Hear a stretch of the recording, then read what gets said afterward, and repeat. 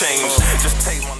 This is a video that I have been dreading. A video I have been desperately trying to avoid, delaying, hoping that it wouldn't be necessary. I've done everything within my power to somehow swerve the conversation that is Kai Havertz. But circumstances have dictated we can swerve it no more. So this is a video about Kai Havertz and his contribution to Arsenal Football Club. To do this conversation justice, I think we have to go back in time. We have to go back in time to Kai Havertz at Chelsea. And his time at Chelsea, overall, wasn't a particularly happy one. He was a perennial square peg in a round hole. An obviously talented footballer, but a footballer without a position. Not a striker, not a winger, not a midfielder, not an attacking midfielder.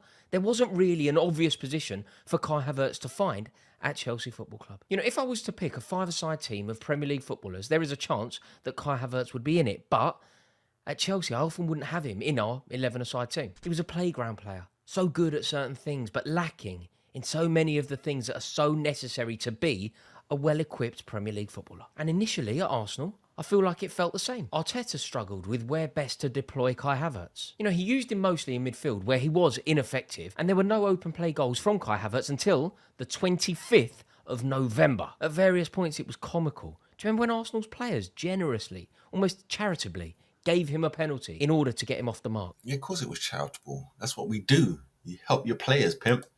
You know, people were regularly pontificating about his struggles, and as regularly as mid-February of this year, there was some conversation around whether Kai Havertz would be an Arsenal player this time next year. You know, whilst... Well, that's stupid.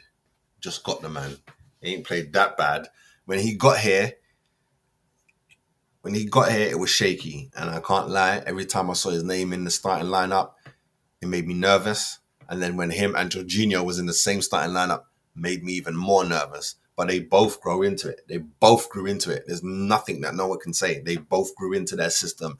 Smooth blood, duck to water. He scored in the Champions League final, in the Club World Cup final, in the Premier League at Chelsea. He often felt like he was on the periphery of games. You know, it was... See now, he said that. That means because people like to sometimes put on Henry that he didn't show up in the big games. But in the league, kicking ass. Now, this is the other side. Guys out here scoring in Club Cup finals, in Champions League finals, winning you that, by the way. And then doing all right in the league, all right. But when it comes to big games, he's there, showing up. What do you call that? What do you say to that? It was immensely frustrating. As a fan of Kai Havertz, as a fan of the club that he's representing, you know how talented he is. You know what he's capable of. And yet he does it so infrequently. The technical ability of Kai Havertz was never up for debate. But his desire, his passion, his suitability to the Premier League, in my opinion at least, was most certainly up for debate. You know, perhaps signing at the same time as another expensive and underperforming German sharpened the focus on his inability to live up to that £70 million price tag. Maybe.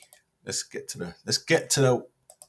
The upturn in form from Havertz has meant that he's gone from a 1 in 5 kind of guy at Chelsea to a 1 in 3 kind of guy at Arsenal. Agony. At Chelsea, the one thing that you couldn't argue against was his knack of scoring massive goals. You know, we win the Champions League, he's on the score sheet. We win the Club World Cup, he's on the score sheet. You cannot argue with his ability of finding the back of the net when it most matters. But his form of scoring big goals has continued. He scored 2 goals against us, his former club, and then he bangs one in against Tottenham in the North London derby. Look, by no understanding was he an unpopular player during his time at Chelsea. But I would also say that there weren't many Chelsea fans that were sad to see him go. Like, he was never a favourite of the many that used to go and see him play week in, week out at Stamford Bridge. But at Arsenal, he seems more popular. Now, I think that's partly because Arsenal were desperate for him to succeed. They really want to get one over on Chelsea because they have been lurking in our shadow for the past 2 decades. Come on, I've got to get that in, haven't I? Come on, do me a favour. This isn't fun for me. Let me have that at least. But their personality, Arsenal fans' personality in Kai Havertz, it feels a better fit. He feels... You weren't going to get through all of that without him taking digs. feels more like an Arsenal player.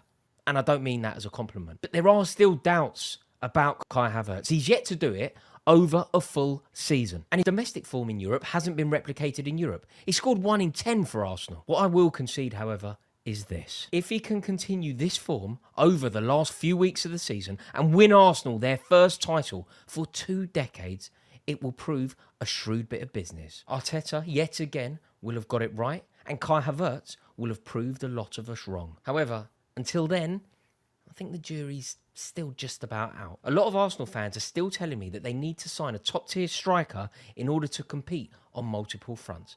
Therefore, Kai Havertz can't be the solution, even if he goes some way to solving the problem. They're my thoughts on the matter. I haven't enjoyed this at all. I've tried to be as fair as possible. Please let me know in the comments, do you agree with the points I've raised in this video? No, I do not agree with all the points. You said most of that was tongue-in-cheek, even though you tried your best. You get me? I don't expect nothing more from a Chelsea fan. You get me? The jury is not out on Havertz. He's proved everyone wrong. Anyone who doubted him, he proved them all wrong. You know what I'm saying? He's made my nerves go away. Once they got my shirt, blood, I back him. Tell you the truth.